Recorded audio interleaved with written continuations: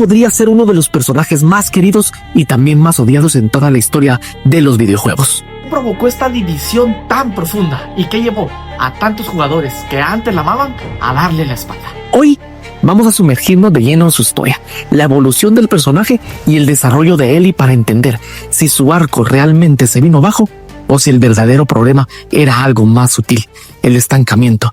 Así que sin rodeos, vamos a hablar de Ellie. Pero antes suscríbete a nuestro canal y si eres fan de The Last of Us, vamos a darle. En The Last of Us parte 1, Ellie es una niña de 14 años que ha sido maltratada y deshumanizada por un mundo cruel. Tras infectarse, se revela que es inmune al virus del Cordyceps, el mismo que destruyó la civilización. En ese momento ya no la ven como a una persona, sino como a una carga que necesita ser entregada a las luciérnagas para estudiarla. Por otro lado, tenemos a Joel Miller, un sobreviviente endurecido que perdió a su hija al inicio del brote y que desde entonces vive completamente cerrado emocionalmente. Joel recibe la misión de escoltar a Ellie con las luciérnagas, pero como muchos ya saben, las cosas no salen como se planean. Con el tiempo, Joel deja de ver a Ellie como una responsabilidad y empieza a verla como algo mucho más importante, una segunda oportunidad. Es uno de los primeros en tratarla como a una persona, no como una herramienta. Su vínculo crece poco a poco y lo que forma entre ellos es nada menos que una obra maestra emocional.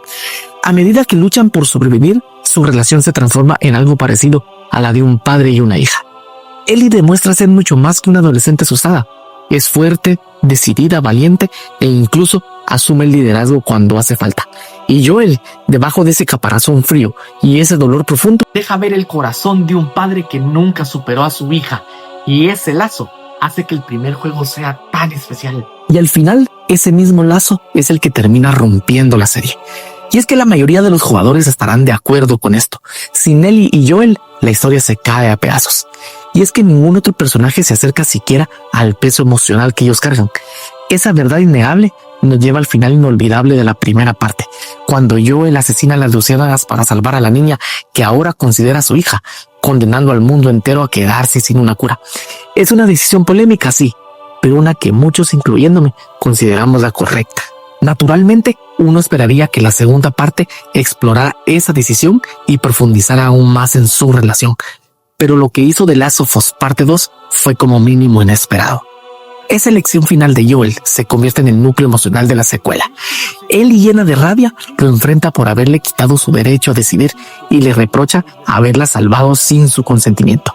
Esa tensión no resuelta pone en el escenario para que Abby, la hija del cirujano de las luciérnagas que Joel mató, lo asesine brutalmente frente a Ellie. Todo esto en las primeras 2 horas de juego. En el papel, la narrativa es poderosa. La ruptura de un vínculo tan especial justo cuando había una distancia entre ellos, dejándonos un mensaje fuerte, cómo la muerte puede llegar antes del perdón, incluso antes de que arreglemos las cosas. Pero en la ejecución, Ellie falla como personaje. Los jugadores la percibieron como ingrata e incluso irritante, y sin Joel se queda sin soporte emocional. Además, su personalidad cambia drásticamente, se vuelve más fría, más sombría y casi irreconocible si la comparamos con la Ellie que conocimos en la primera parte. Lamentablemente, es una serie impulsada por emociones intensas y decisiones desesperadas. Y es que cada vez el personaje de Ellie se desmorona más.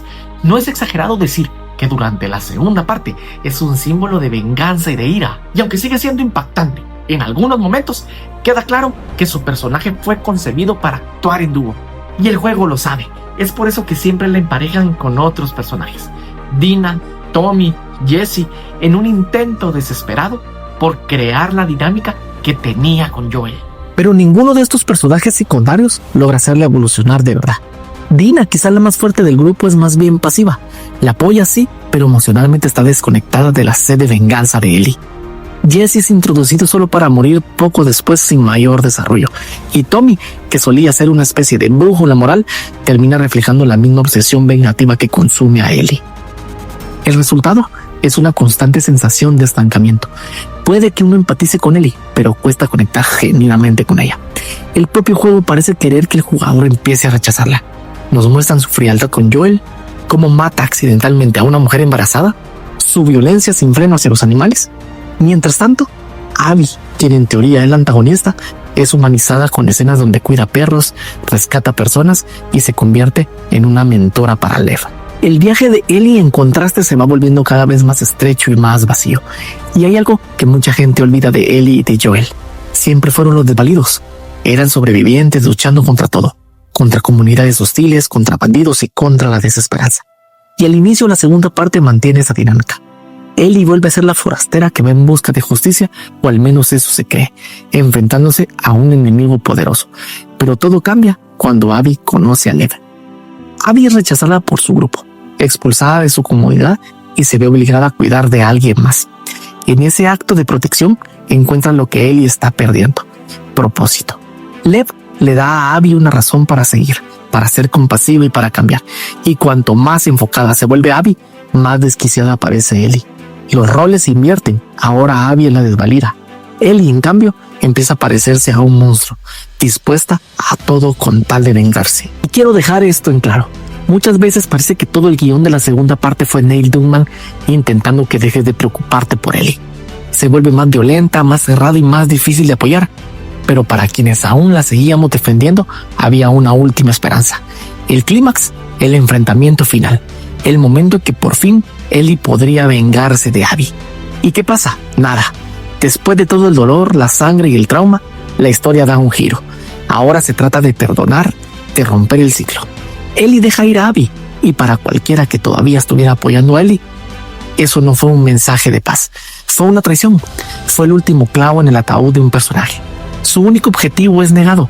Mientras tanto, quienes apenas estaban empezando a empatizar con Abby reciben una victoria emocional, silenciosa, pero definitiva. Así que quiero dejarles una última pregunta. ¿Qué es lo que realmente les gusta de Ellie después de la segunda parte?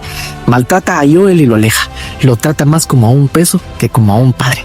Su única motivación parece infantil y casi obsesiva. Mata a inocentes, mata a animales, rompe su relación con Dina y al final incluso amenaza con matar a un niño. Eso no es evolución de personaje, es un asesinato de personaje. Y lo peor de todo es que nos lo venden como una lección, como si dejar vivir a Abby fuera una señal de crecimiento. Pero a menos que haya una tercera parte y que por ahora no hay señales claras de ello, esta es la Ellie con la que nos quedamos. Y sinceramente, esta Ellie apesta. No la odio, al contrario, fui de los que la defendieron hasta el final. Pero cuando los escritores no te dan ni una mínima recompensa emocional, lo único que puedes hacer es quedarte en silencio durante los créditos. A lo mejor pensando, entonces somos nosotros los villanos. Nuestro dolor, nuestra necesidad de justicia también se volvió algo plano, sin matices. Y tal vez ese era el punto, pero no significa que funcione. Podemos decir que la segunda parte cuenta una buena historia. Tiene momentos brillantes, impactantes, expone el dolor, la pérdida, la furia como pocos juegos lo hacen. Pero no tenían que hacerlo a costa de los dos personajes más importantes. Y por eso tanta gente odia a Ellie, porque simplemente ya no es Ellie.